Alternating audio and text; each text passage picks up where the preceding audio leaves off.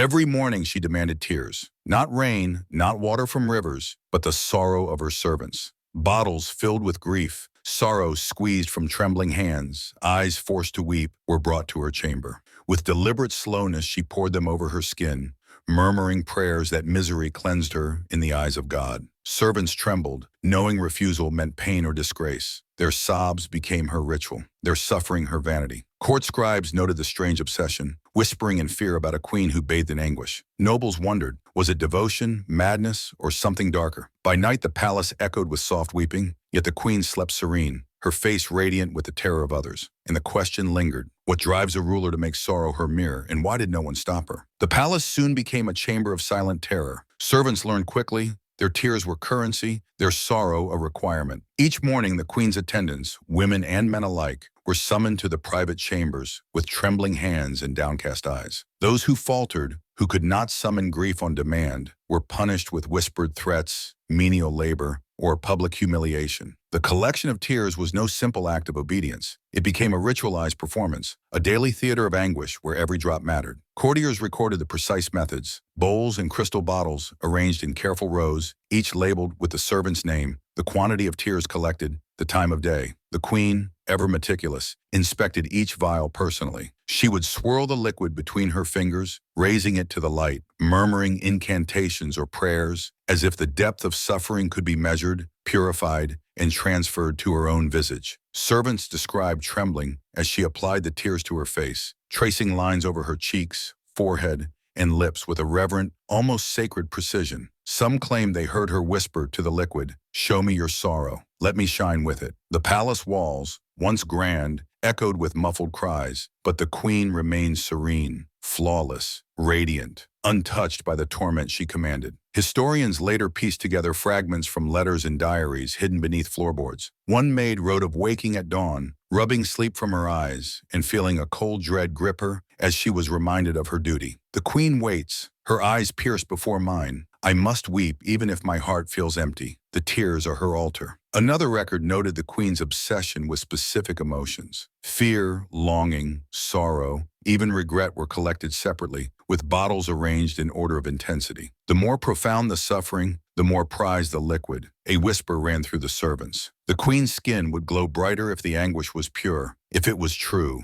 untainted by relief or hesitation. The cruelty was methodical. Servants were isolated, their privacy stripped away so they could not hide their emotions. Mirrors were forbidden. They were forced to reflect only their grief in the eyes of others. Some who resisted or failed to produce tears were sent to the dungeons, returning hours or days later, hollowed, their expressions etched with permanent sorrow. It was said that after each failed attempt, they wept more readily, the queen's influence deepening with every act of enforced mourning. And as their sorrow multiplied, so did the queen's obsession with purity, with the perfection of her ritual. Even the royal physicians and advisors grew wary. Some refused to enter her chambers, claiming that the act of bathing in human misery was unnatural, even corrupting. Others, drawn by curiosity or ambition, observed from hidden corners, noting the intensity of the queen's focus, the unwavering serenity she maintained while others suffered. It was not merely vanity. There was devotion, perhaps madness, perhaps something more sinister. Courtiers whispered that the queen believed sorrow itself had divine power, that suffering purified not just the soul, but the flesh, making her radiant, untouchable, almost godlike in appearance. And yet the palace was never silent. Even as the queen slept, soft sobs reverberated through the hallways, mingling with the faint scent of salt and candle wax. It became a rhythm, a heartbeat of fear and obedience. Visitors reported feeling unease upon entering the halls, a weight pressing upon their chests, as if the sorrow collected within the walls had a presence of its own. Some swore they saw the queen's reflection in polished surfaces, her face luminous and otherworldly, formed from the grief of others, a mask both beautiful and horrifying. The question that lingered then, and haunts historians even now, was simple and chilling. What becomes of a person who feeds upon the misery of others every single day? What does it take to command devotion so absolute, to turn the suffering of many into the ritual of one? And most unsettling of all, in a palace where sorrow was currency and obedience absolute, who truly wielded power, the queen or the grief itself? The queen's obsession did not end with the morning ritual. Each evening, she examined the bottles collected throughout the day, swirling the tears in her hands, lifting them to candlelight, noting clarity, depth, and hue. Courtiers described a meticulous cataloging, jars marked with dates, times, even the mood of the servant who cried them. Fear produced a different liquid than grief. Regret, envy, longing, all were recognized, measured, treasured. The queen claimed she could feel the essence of each emotion through her fingertips, and she often lingered over those containing the purest, most untainted sorrow. To her, the tears were not just water, they were power, a conduit through which the human soul became visible on the skin. Servants soon learned to control the shape and depth of their anguish. Some forced themselves to wail silently in the darkness, practicing tears in secret so that when the queen demanded them, they would flow exactly as required. Diaries later discovered reveal the intense psychological toll. One maid wrote of dreaming constantly, haunted by fear that she had not produced enough tears, waking in the night to squeeze drops into small crystal vials she kept hidden from the queen's gaze. Another servant detailed how even mundane tasks, scrubbing floors, fetching water, were tainted by the anxiety of failing the daily ritual. Each day became a performance of suffering, a test where mistakes could mean punishment or disgrace. Even the most seasoned courtiers were not immune. Nobles who visited the court reported that the queen's face glowed with an almost unnatural radiance, a beauty born entirely of the misery of those around her. Some suspected alchemy or dark arts. Others whispered that her obsession had elevated her beyond human comprehension. Observers described a paradox. She exuded serenity and perfection while commanding unspeakable anguish, as if she had harnessed grief itself and transformed it into an extension of her own being. The palace became both sanctuary and prison, a theater where every tear added to the queen's radiance and reinforced her dominion. Courtiers and historians alike struggled to understand the scale of her obsession. Records suggest she kept hundreds of bottles at any given time, each labeled, some stored for months, even years. Certain vials were reserved for special occasions. The tears of a particularly devoted servant, the sorrow of someone who had transgressed and been punished, or the quiet despair of a lonely chambermaid whose suffering had gone unnoticed for days. It was said that the queen could distinguish between tears drawn from genuine sorrow and those produced under coercion, dismissing any liquid she deemed insufficiently authentic. Her judgment was absolute. The queen's personal attendants endured a life of relentless psychological torment. Diaries and letters describe a constant state of anticipation. Every glance from the queen, every slight movement, could indicate the need to produce tears. Servants became obsessed with their own emotions, cultivating sorrow as if it were a commodity, even as their lives and health deteriorated. Some attempted escape, only to be recaptured or persuaded to return, drawn back by the invisible gravity of ritual and fear. Others succumbed to illness, their bodies and minds weakened by the endless strain of enforced suffering. The palace itself became a crucible, forging despair into ritual, despair into obedience, despair into beauty. Some accounts suggest that the queen's obsession influenced the broader court. Diplomats visiting royalty and wandering nobles remarked upon the eerie calm and underlying tension within the palace walls. The queen's beauty was undeniable, her face luminous, almost divine, but always tinged with an indefinable aura of horror. Whispers of her rituals spread beyond the kingdom, sowing fear and fascination alike. Yet no one dared intervene. Fear, superstition, or the simple incomprehensibility of her obsession ensured that the queen's control remained absolute. Even those with power or influence became complicit, their silence reinforcing the cycle. Ultimately, the palace became a world unto itself, a realm where sorrow was harvested, measured, and transformed into radiance. The queen existed at the center, surrounded by vials of human grief, drawing beauty from despair and leaving a trail of suffering in her wake. Observers from the outside would later debate, was she merely vain, or had she discovered a method of controlling life itself through emotion? Were the tears a tool, a manifestation of divine connection, or a reflection of madness amplified by absolute authority? And the most disturbing thought lingered. The power she drew from sorrow was not fleeting. It endured. Each bottle, each tear, each carefully cataloged vial preserved a fragment of human despair, a piece of the soul transformed into something tangible, something eternal. What happens when suffering is collected, concentrated, and consumed in such a way? How far can obsession stretch when it is nourished by the agony of others? The queen's obsession evolved into a court-wide phenomenon, affecting everyone who entered her palace. From dawn until nightfall, the chambers resonated with muted cries, suppressed sobs, and silent fear. No corner was free from scrutiny. Servants learned to anticipate her gaze, adjusting their emotions in real time to ensure a continuous supply of tears. Even the most stoic attendants found themselves weeping without conscious thought, their grief summoned not by external threat, but by the invisible weight of expectation. The palace had become a theater of misery, where every movement, every glance, was a calculated contribution to her ritual of radiance. Historical records indicate that the queen experimented with the collection and application of tears with almost scientific precision. Vials were categorized by the depth of sorrow,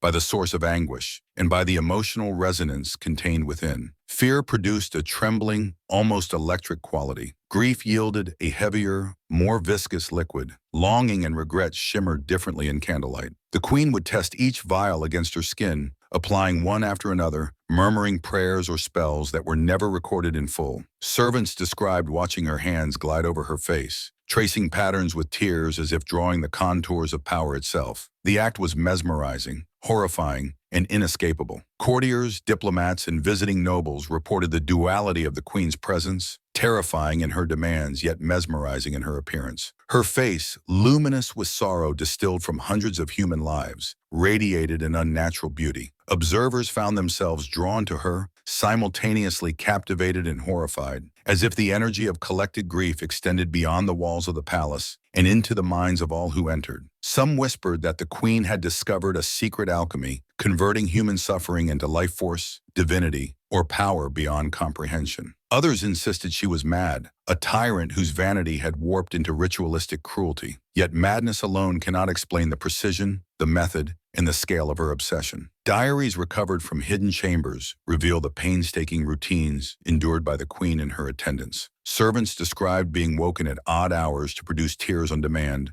to practice sorrow in private so that they would not fail in the morning ritual. They wrote of dreams haunted by the queen's eyes, waking to feel the weight of her expectation pressing down on their chests. Some succumbed to illness, both mental and physical, their bodies weakened by the unrelenting strain. Those who could no longer comply vanished quietly, their absences explained by convenient illnesses or sudden relocations, though whispers hinted at darker fates. The palace walls themselves became repositories of grief. Courtiers wrote of chambers lined with bottles of tears, each one a testament to suffering endured and preserved. The air was thick with a subtle tang of salt, a mixture of candle smoke and the remnants of sorrow. Servants who entered these halls reported an almost tangible presence, as though the collected grief had taken form, watching, influencing, ensuring that obedience remained absolute. Even the queen's closest advisors dared not question the practice. Fear of retaliation, superstition, or the inexplicable authority wielded by grief itself kept all in line. Visitors noted the psychological transformation of the palace.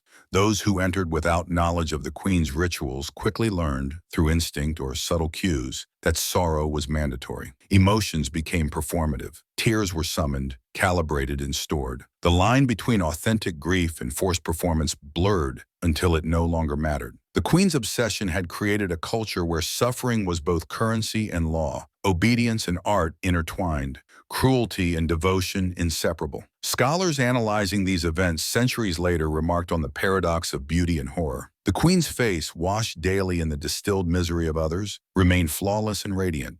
Her skin, they claimed, seemed to possess an unnatural luminosity, a sheen that defied ordinary human care. Yet each application was a mark of domination, a daily assertion that her appearance was sustained not by lotions or potions, but by the orchestrated anguish of those beneath her. Her beauty in this sense was inseparable from suffering, inseparable from cruelty, inseparable from the exertion of absolute power over human emotion. The influence of the queen extended beyond her chambers. Diplomats visiting royalty and wandering nobles returned from the court with accounts of its strange atmosphere, the faint echo of sobs in empty corridors, the oppressive weight of expectation, and the unsettling realization that beauty could be constructed from sorrow. Servants' eyes, hollowed by constant performance, mirrored the depth of the queen's obsession. Even those not directly involved reported feeling the psychic weight of the palace, as if the anguish had permeated every corner, every stone, every flickering candle. And perhaps the most disturbing element of all, there was no end. The ritual required constant reinforcement. The queen's radiance depended upon the ongoing suffering of others. The palace became a self-sustaining machine of misery, a cycle where grief produced beauty, obedience fed obsession, and no one, servant or noble, could escape the rhythm. The queen thrived at the center, radiant, untouchable, and yet utterly dependent on the misery that surrounded her. By the time the records were smuggled out, buried or hidden, the narrative was clear. A ruler had transformed human suffering into art, beauty into terror, and obsession into dominion. The story would endure, a haunting chronicle of cruelty, devotion, and the terrifying power of grief when harnessed with precision. The question remained, if sorrow could be distilled into radiance once, could it be replicated? Could another ruler, another palace, another generation tap into the same dark alchemy? And if so, who would pay the price? Even as centuries passed, the legend of the queen and her tears haunted the halls of history. Servants' diaries revealed that daily life in the palace had become a perpetual rehearsal of sorrow. Each day began with anticipation. Who would produce tears pure enough to satisfy the queen? Those who failed were subtly punished, withdrawn privileges, whispered warnings, or reassignment to more grueling duties. Fear became a constant companion, anxiety a tool the queen wielded as skillfully as any scepter or crown. Her obsession was a masterclass in psychological control, using human emotion itself as both weapon and adornment. The ritual of applying tears was precise, almost surgical. Servants described the queen tracing each vial across her face, drawing patterns, murmuring prayers that no outsider could decipher. Some claim she whispered directly to the liquid, coaxing, commanding, blessing it. In her hands, sorrow became tangible, a medium through which she asserted dominance. Observers were struck by the paradox. While her attendants wept, the queen remained serene, radiant, untouchable. The more anguish she collected, the more power she seemed to wield, not through force, but through the embodiment of human suffering itself. Letters hidden beneath floorboards hint at the psychological torment endured by those closest to her. Dreams became a rehearsal for obedience. Waking hours were dominated by the anxiety of performance. One maid wrote, "Even in sleep I weep preparing for the morning. My hands ache, my eyes sting, but I cannot stop." To falter is to invite her gaze. Each tear was weighed, measured, categorized, and stored, forming a meticulous library of grief. The queen's beauty and influence depended entirely on this ongoing sacrifice. It was a cruel symbiosis, her radiance fueled by the anguish of the living, a cycle with no end, no escape. Even nobles and visiting royalty were affected. Some reported sensing the weight of grief in the palace air, a subtle oppression that pressed upon their minds. They felt compelled to conform, to participate, or to leave quickly, unsettled by the invisible power the queen wielded. Those who attempted to resist described hallucinations of tears running down walls, whispers in empty corridors, and shadows that seemed to move of their own accord. The palace was a living entity, sustained by sorrow, its heartbeat the rhythm of human anguish, its pulse inseparable from the queen's obsession. The psychological toll was immense. Servants aged prematurely, their faces etched with lines of worry and tears. Some succumbed to illness, their minds and bodies eroded by the constant strain of ritualized grief. Escape was rare. Those who fled were hunted down, persuaded, or returned by fear, loyalty, or coercion. The palace itself became a crucible of misery, forging despair into obedience, shaping emotion into a tool of control, and transforming suffering into an instrument of beauty and power. Ultimately, the queen's obsession serves as a dark reflection on human nature and authority. She turned grief into currency, sorrow into a ritual, and the suffering of others into her own radiance. Observers from beyond the court marveled at her beauty and feared the invisible chains that bound her attendants. The act was neither random nor impulsive. It was systematic, meticulous, and terrifying in its precision. Every drop of human anguish contributed to the queen's perfection. Every silent sob reinforced her dominion. And the question persists, what does it mean to transform the suffering of others into power, into beauty, into ritual? How far can one human being bend the emotions of countless others to feed an obsession? The queen's face, radiant yet terrifying, remains a symbol of the extreme capacity for cruelty, control,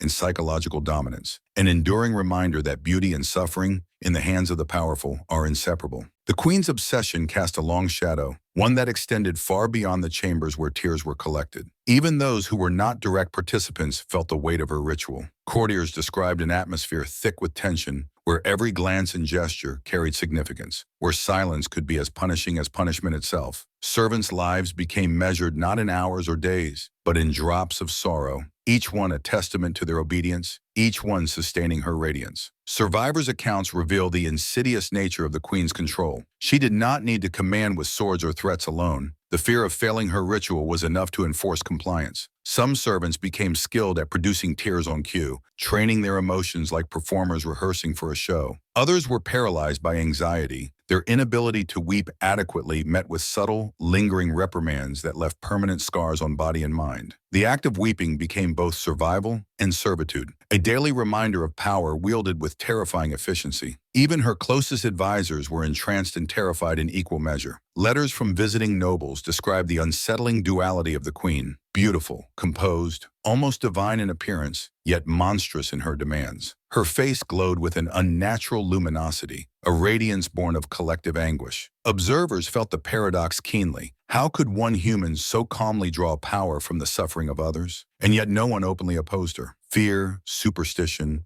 or the sheer incomprehensibility of her ritual ensured that her authority remained absolute. The palace became a repository of grief. Bottles upon bottles lined hidden shelves, each one meticulously labeled, each one a snapshot of human suffering. Some were years old, preserved as if to remind both the queen and her attendants of the enduring power of sorrow. The air itself seemed charged with residual emotion, a psychic weight that pressed upon all who entered. Visitors reported faint whispers in empty corridors, subtle vibrations in the floorboards, and shadows that moved in impossible ways. It was as if the sorrow had taken form, a presence coiled within the walls, amplifying her authority beyond words or law. Psychologists studying historical records suggest that the queen's ritual was a case of psychological domination taken to its extreme, a systemic manipulation of fear and emotion to sustain her beauty and authority. Yet the precision, consistency, and scale of her obsession suggest something more profound, almost alchemical, a transformation of human misery into a tangible form of power. She was not merely cruel. She had discovered a method to harness grief, turning it into something visible, immediate, and eternal. And still, the human cost was immense. Servants aged prematurely, their faces etched with sorrow.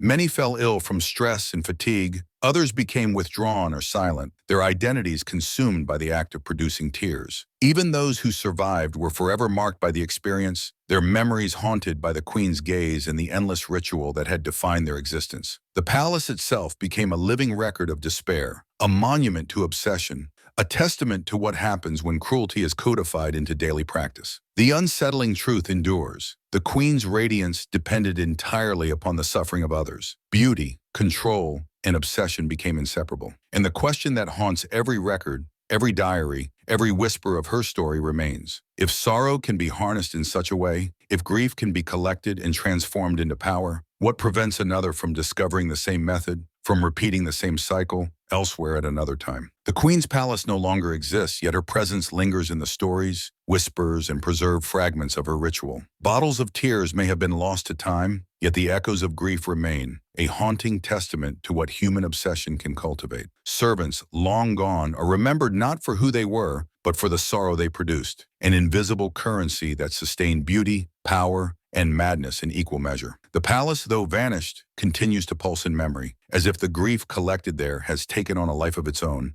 waiting for the next hand to reach for it. The queen's brilliance was inseparable from suffering. Each drop of sorrow she applied to her skin was a declaration that power and beauty can be drawn directly from the anguish of others, that obsession can transform misery into mastery, and that one human being can manipulate the emotions of countless others with terrifying precision. Her story endures because it is both awe-inspiring and horrifying, a reflection of the extremes of human desire and cruelty. To look at her legacy is to see a mirror of what happens when authority, obsession, and emotion converge unchecked. Even today, historians and psychologists ask the same chilling questions. If sorrow can be harvested and transformed into influence, into radiance, into control, what stops it from happening again? Somewhere, another person might discover the same formula, bending grief into power, turning obedience into beauty, transforming despair into dominion. And the lesson is unsettling. Cruelty does not need swords, chains, or overt force. It can operate invisibly, quietly through the cultivation of emotion itself, leaving no mark but the permanent imprint on those who submit. The most haunting thought is this: the cycle is not bound to history. Human vulnerability to influence, fear, and the need for approval is timeless. Authority, when paired with obsession, can channel sorrow into ritual,